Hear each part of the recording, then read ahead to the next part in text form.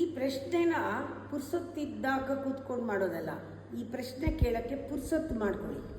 ಯಾಕೆ ನಾನು ಬಂದಿದ್ದೀನಿ ಇಲ್ಲಿಗೆ, ಏನು ಮಾಡ್ತಾ ಇದ್ದೀನಿ, ಮತ್ತು ನಾನು ಎಲ್ಲಿಗೆ ಹೋಗ್ತಾ ಇದ್ದೀನಿ, ಏನು ಆಗ್ತಾ ಇದೆ,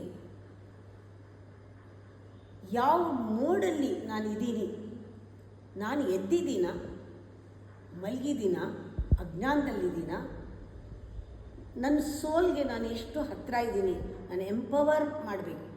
ಕೆಲವು ಕಲಿಯೋಕ್ಕೆ ಒಂಥರ ಒಳಗಡೆ ಜ್ಞಾನ ಬೇಕು, ಹೊರಗಡೆ ಜ್ಞಾನ ಸಾಲದು, ಒಳಗಡೆ ಅನುಭವ ಬೇಕು.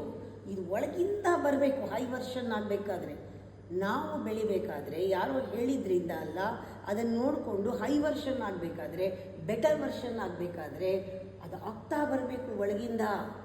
ಇದು 6ನೇ ಕ್ಲಾಸಿಂದ 7ನೇ ಕ್ಲಾಸ್ ಹೋದಂಗಲ್ಲ.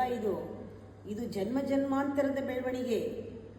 6ನೇ ಕ್ಲಾಸ್ ಪಾಸ್ ಆಗಬಿದ್ದಾಯಿದ್ರೆ 7ನೇ ಕ್ಲಾಸಿಗೆ ಕಳಿಸಲ್ಲ, ಹೊರಗಡೆನೇ ಕಳಿಸಲ್ಲ. ಅಂದರೆ ಈ ನಮ್ಮ ಜನ್ಮ ಜನ್ಮಾಂತರದ ಬೆಳವಣಿಗೆನಲ್ಲಿ ನಾವು ಬೆಟರ್ ಜನ್ಮ ತೊಗೊಳಕ್ಕೆ ಸಾಧ್ಯನಾ ಇವತ್ತು ಕಲಿದೇ ಇದ್ದರೆ?